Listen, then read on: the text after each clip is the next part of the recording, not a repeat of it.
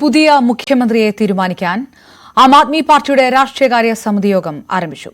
കിരൺ ബാബു വിവരങ്ങളുമായി ന്യൂസ് ഡെസ്കിൽ നിന്ന് ചേരുന്നു. സംഭവബഹുലമായിട്ട് ചർച്ചകൾ നടക്കുന്ന ഒരു സമയം കൂടി ഡൽഹിയെ സംബന്ധിച്ചിടത്തോളം നാളെ രാജി ഉണ്ടാകും, വൈകുന്നേരത്തോടുകൂടി രാജി ഉണ്ടാകും എന്നുള്ള വാർത്തകൾ പൂർണ്ണമായി സ്ഥിരീകരിക്കപ്പെടുന്നുണ്ടോ? പകരം കെജ്രിവാളിന് പകരം മുഖ്യമന്ത്രി സ്ഥാനത്തേക്ക് ആരുടെ പേരാണ് നിർദ്ദേശിക്കപ്പെടുന്നത്? ഏത് തരത്തിലുള്ള ചർച്ചകൾ നടക്കുന്നു ഇപ്പോൾ കിരൺ?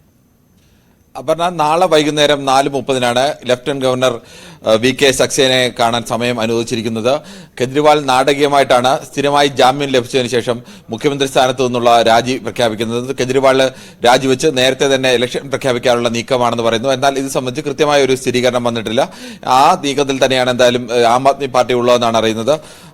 ഇനി പകരം മുഖ്യമന്ത്രി ആര് എന്നുള്ളത് തീരുമാനിക്കണം. പകരം മുഖ്യമന്ത്രി ആരെ തീരുമാനിക്കാനുള്ള രാഷ്ട്രീയകാര്യ സമിതിയുടെ യോഗം ആണ് ചേരുന്നത്. ഇതുവരെ പുറത്തു വന്ന വിവരങ്ങളുടെ അടിസ്ഥാനത്തിൽ പാർട്ടിയിലെ രണ്ടാമനായ മനീഷ് സിസോദിയ മുഖ്യമന്ത്രി ആവില്ല എന്നതിൽ മാത്രമാണ് ഉറപ്പുള്ളത്. അദ്ദേഹത്തിനെതിരെയും സമാനമായ കേസുകളുള്ളതുകൊണ്ട് അദ്ദേഹം മുഖ്യമന്ത്രി സ്ഥാനത്തേക്ക് വരില്ല എന്നുള്ളതാണ് ഇപ്പോൾ വരില്ല എന്നത് മാത്രമാണ് ഉറപ്പ്. പകരം പല പേരുകളാണ് പ്രധാനമായും പരിഗണനയിലുള്ളത്. ഒന്ന് അതിഷിയുടെ പേരാണ് പ്രധാനമായും പരിഗണനയിലുള്ളത്. അതോടൊപ്പം തന്നെ ഗോപാൽ റായിയുടെ പേരും കൈലേഷ് ഗെഹ്ലോട്ടിന്റെ പേരുമാണ് പരിഗണനയിലുള്ളത്.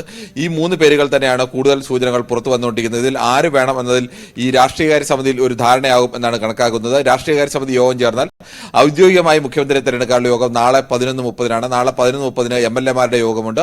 ഈ യോഗത്തിലാവും ഔദ്യോഗികമായ പ്രഖ്യാപനം ഉണ്ടാകുക. ആ യോഗത്തിന് ശേഷമാവും വൈകിട്ട് 4:30 അങ്ങനെയാണെങ്കിൽ കെജ്രിവാൾ രാജി നൽകുകയും ബാക്കി MLA-മാർ 70 അംഗ നിയമസഭയിൽ 62 പേരാണ് BJPക്കുള്ളത്. 62 പേരുടെ പിന്തുണയുള്ള കത്ത് ഗവർണർക്ക് കൈമാറുകയും ചെയ്യും. അങ്ങനെയാണെങ്കിൽ ഗവർണർക്ക് ആരെയാണോ മുഖ്യമന്ത്രി സ്ഥാനത്തേക്ക് നിർദ്ദേശിക്കുന്നത് അയാളെ മുഖ്യമന്ത്രി സ്ഥാനത്തേക്ക് സത്യപ്രതിജ്ഞയ്ക്ക് വേണ്ടി ക്ഷണിക്കേണ്ടി വരും.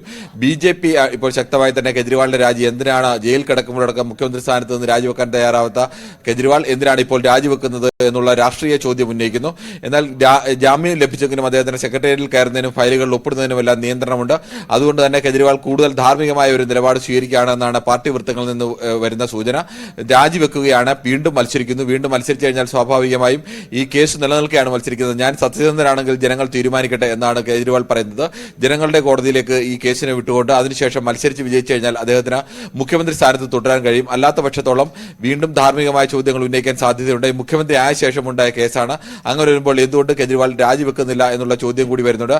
ആ പുതിയ മുഖ്യമന്ത്രിയെ നാളെ രാവിലെ 11 മണിക്ക് ഉള്ള നിയമസഭാ കക്ഷി യോഗത്തിലാകും, MLA-മാരുടെ യോഗത്തിലാവും പുതിയ ആരാവും മുഖ്യമന്ത്രി എന്ന് ഔദ്യോഗികമായി പ്രഖ്യാപിക്കുക. കിരൺ ബാബു വിവരങ്ങൾ നൽകിയത്. ജനവിധിയോടുകൂടി താൻ തിരികെ വരും, രാജി പ്രഖ്യാപിച്ചിരിക്കുകയാണ് കെജ്രിവാൾ. പകരക്കാരനെ കണ്ടെത്താൻ സമയവും ചോദിച്ചിരിക്കുന്നു. സംഭവ ബഹുലമായി തുടരുകയാണ് ഡൽഹി.